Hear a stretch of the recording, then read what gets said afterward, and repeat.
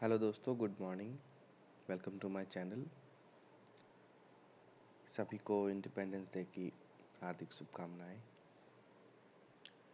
जैसा कि मैं कुछ दिनों से वीडियो नहीं बना पा रहा था, उसकी वजह थी मेरे माइक का इशू। क्योंकि अगर आप लोगों के पास मेरी आवाज़ नहीं आएगी तो आप समझ नहीं पाओगे।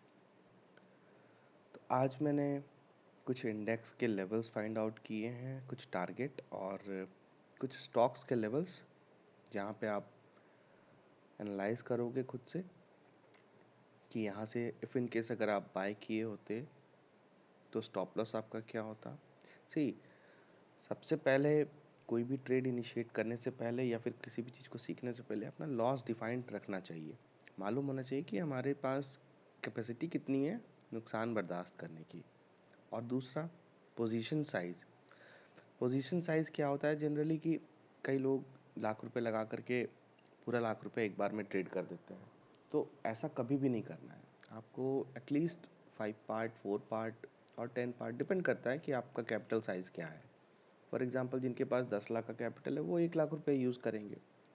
तो वैसे में होगा क्या कि इफ़ इन केस अगर आपको लॉस भी होता है तो लॉस आपके कैपिटल पे बहुत छोटा इफेक्ट करेगा और आप नेक्स्ट डे दोबारा ट्रेड कर सकते हो। तो मैं जो आज बताने वाला हूँ वो बेसिकली बहुत सिंपल चीज़ है। ये उन लोगों के लिए है जो ऑलरेडी ट्रेड करते हैं या जो ट्रेड जानते हैं लेकिन कर नहीं पाते हैं, सीखना चाहते हैं। तो मार्केट का बिहेवियर जो है हमारे ऊपर डिपेंड नहीं करता, लेकिन हमें मार्केट के साथ चलना है।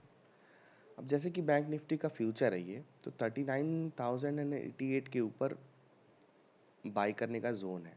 इसके ऊपर ही आप बाई करोगे। दैट मीन्स कि आपके लिए स्टॉप लॉस क्या रहेगा कि 39,000 के जब नीचे की क्लोजिंग मिल जाए तो आप एग्जिट करोगे। दैट मीन्स कि आपके पास 80 से 90 पॉइंट अगर लॉस करने का कैपेसिटी है तो ही आप ट्रेड लो। लेकिन उसके अगेंस्ट में टारगेट क्या क्या है, अगर इसके ऊपर कल मार्केट सस्टेन करता है तो आपके लिए टारगेट 260, 364 एंड 466 तक हो सकता है। पर इसमें कभी कभी क्या होगा कि अगर इफ़ इन केस अगर ये मार्केट अपसाइड गया और अपसाइड जा करके ये वापस नीचे आता है तो आपके पास एटलीस्ट इतना कैपेसिटी होना चाहिए कि आप इस पॉइंट पे एवरेज आउट कर सको। क्योंकि this is the lowest level जहाँ पे आपका स्टॉप लॉस सबसे मिनिमम होगा। समझ रहे हो आप? ये दो रेड जोन जो है, अपर जोन के ऊपर अगर सस्टेन करके ये वापस रिट्रेसमेंट के लिए इस लेवल पे आता है तो आप यहाँ पे लॉन्ग जा सकते हो with very small stop loss. अगर आप बाइंग अपसाइड में नहीं करते हो, एक बार अपसाइड का क्लोजिंग दे दिया, हायर हाई देने के बाद रिट्रेसमेंट अगर यहाँ तक आता है तो आप यहाँ पे अपनी क्वांटिटी के हिसाब से, अपने रिस्क कैपेसिटी के हिसाब से लॉन्ग कर सकते हो। आपके लिए स्टॉप लॉस बहुत छोटा हो जाएगा ना। 39,000 के नीचे कैंडल की क्लोजिंग अगर मिलती है लो और लो तो आप एग्जिट कर जाओगे।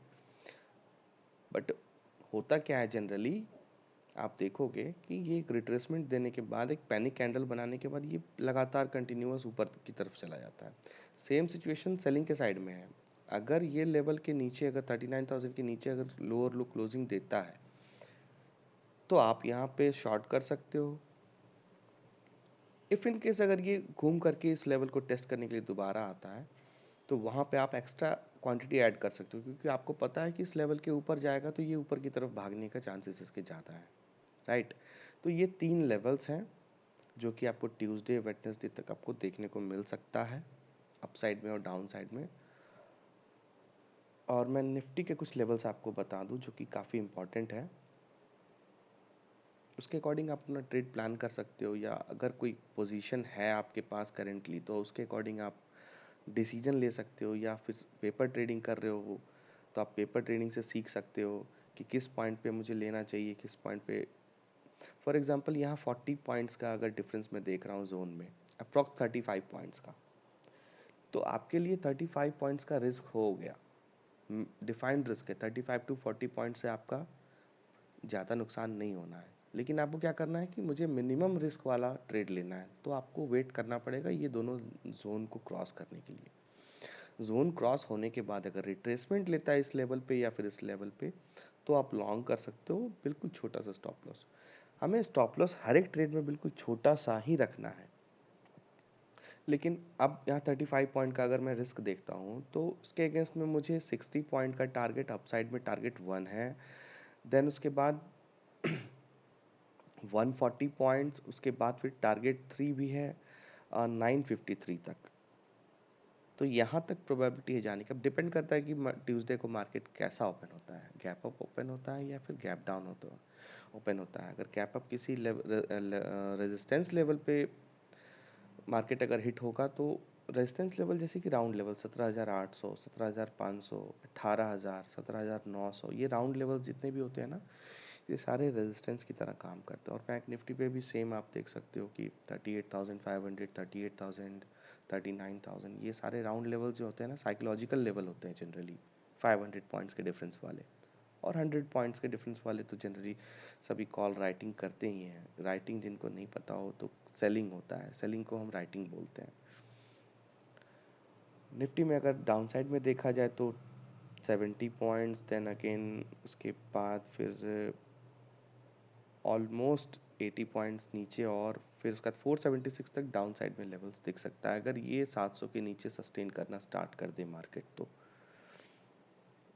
अगर पिछला वीडियो किसी ने मेरा देखा होगा तो मैंने इस लेवल पे शॉर्ट के लिए कहा था कि इसके नीचे जब तक मार्केट रहेगा तब तक डाउन साइड ही रहेगा, और टारगेट इन बिटवीन यहाँ और यहाँ पे था, जो कि सेकंड टारगेट से मार्केट घूम करके वापस आ गया। तो अब ट्यूसडे में आपको इस चीज़ पे ध्यान देना होगा कि मार्केट में बिहेव कैसे करता है। तो ये रहा बेसिकली इंडेक्स के बारे में, और मैं कुछ स्टॉक्स के बारे में भी प्लान करके रखा हूँ आप लोगों के लिए कि लेवल्स बताऊं जो कि पोजिशनल होगा, और इंट्राडे बेसिस पे भी आप यूज़ कर सकते हो। फिर इनकेस अगर टारगेट 1 और टारगेट 2 अगर आ जाता तो दिन भर का काम हो गया ना। मेन मेरा मोटो है कि आपका स्टॉप लॉस बिल्कुल छोटा रहे, आप गलत ट्रेड में ना पड़ो, और आपको पता होना चाहिए कि कहाँ एग्जिट करना है। फॉर एग्जांपल अगर मैं यहाँ पे लॉन्ग लेकर के बैठा हुआ, मुझे इस लेवल पे आ गया, मार्केट मिल गया अगर यहाँ पे, तो मैं अपना प्रॉफिट बुक कर सकता हूँ कुछ क्वांटिटी, क्योंकि हो सकता है यहाँ से वापस नीचे की तरफ आ जाए, और नीचे ये कहाँ तक जाएगा ये मुझे नहीं मालूम। मैंने अपना टारगेट मेंशन कर रखा है, अगर मैं 3 लॉट से ट्रेड कर रहा हूँ तो मैं पहला लॉट यहाँ पे बुक कर लूँगा, दूसरा लॉट यहाँ, और तीसरा लॉट के लिए मैं यहाँ पे। या फिर अगर टारगेट 1 पे आता है तो आप अपने बाइंग प्राइस पे भी सॉरी, बाइंग प्राइस पे भी अपना स्टॉप लॉस को रख रख के प्ले कर सकते हो। सो मेरा बेसिकली ये मानना है कि आप स्टॉप लॉस प्लेस मत करना। प्लेस करने से क्या होता है कि हायर चांसेस रहते हैं कि स्टॉप लॉस हिट करने के। आपने सुना होगा कि पहले आपका स्टॉप लॉस हिट होता है, उसके बाद फिर आपका टारगेट। तो जहाँ पे जिस पॉइंट पे लोगों के स्टॉप लॉस हिट होते हैं, हम उस पॉइंट पे एंट्री करते हैं, क्योंकि साइकोलॉजी आपको मार्केट का पता है कि जब तक 90% 95% को लॉस नहीं होगा ना, तब तक 5% को प्रॉफिट नहीं होगा। और जो 5% और 3% वाले जो लोग होते हैं, उनको 90 to 95% लोगों का पैसा मिलता है। इसलिए लोग कहते हैं कि शेयर मार्केट में पैसा बनता है। सो आपको जो सोचना होगा, सोच रखनी होगी, वो 5% और 3% लोग जो पैसा कमाते हैं, बनाते हैं, वो उनके तरह सोचना होगा। सी, पैसा एक दिन में कमाना इम्पोर्टेंट नहीं है। थोड़ा थोड़ा करके अगर आपका रोज़ पैसा आएगा ना, तो आपको कॉन्फिडेंस बिल्डअप होगा। ज़रूरी नहीं है कि मेरे पास 10 लाख रुपया है तो मैं 10 लाख रुपया ही लगाऊं। आपके पास अगर 10 लाख रुपया है तो आप 10,000 से ट्रेड करके तो देखो। अपने आप को डिसिप्लिन में रखो, क्योंकि ट्रेडिंग में इमोशंस और डिसिप्लिन बहुत ज़्यादा इंपॉर्टेंट है, और आपका साइकोलॉजी बहुत ज़्यादा फैक्टर काम करता है इसमें। क्योंकि अगर आप डिस्टर्ब रहो साइकोलॉजिकली भी, फाइनेंशियली भी, और प्रेशर होकर के अगर आप सोच रहे हो कि नहीं मुझे काम करना ही है, तो फिर आपका कंप्लीट अकाउंट उड़ने वाला है। आप इस चीज़ के लिए तैयार हो जाओ। सो मनी मैनेजमेंट सबसे इम्पॉर्टेंट चीज़ है। फॉर एग्जांपल अगर मैं 10 स्टॉक्स के बारे में बोल रहा हूँ तो आप ट्रेड ना करो, कोई बात नहीं, लेकिन 10 स्टॉक्स के लेवल्स अगर वो रीच हो रहे हैं, आप उसको लिख के रखो कि अगर एक स्टॉक में भी अगर आपने एंट्री, या 10 स्टॉक में 10,000 भी आपने लगाया होता, तो अगर नुकसान होता तो कितना होता। फॉर एग्जांपल अगर मैं कोई भी शेयर ले लूँ, रिलायंस का ही ले लूँ शेयर, अगर मैं बोलता हूँ कि 10 पॉइंट का रिस्क है, उसके अगेंस्ट में टारगेट 50 और 60 पॉइंट्स का है, तो आपका कैपेसिटी क्या है? 10 एक शेयर पे 10 पॉइंट का रिस्क लेने का, या फिर 1000 शेयर पे 10 पॉइंट का लेने का? और 10 शेयर मैंने जैसे कि अगर आपको बताया, तो आपको डिवाइड करना पड़ेगा कंप्लीट। वन गो में आप टोटल कैपिटल नहीं लगाओगे। फॉर एग्जांपल मैंने बताया ना कि 10 लाख है तो आप 1 लाख लगाओगे, इस उस 1 लाख को आप 10 पार्ट में डिवाइड करोगे, क्योंकि मैंने आपको 10 शेयर दे रखा है। हो सकता है आपको 2 में 3 में स्टॉप लॉस हिट हो सकता है आप में कुछ में टारगेट 1 हिट हो।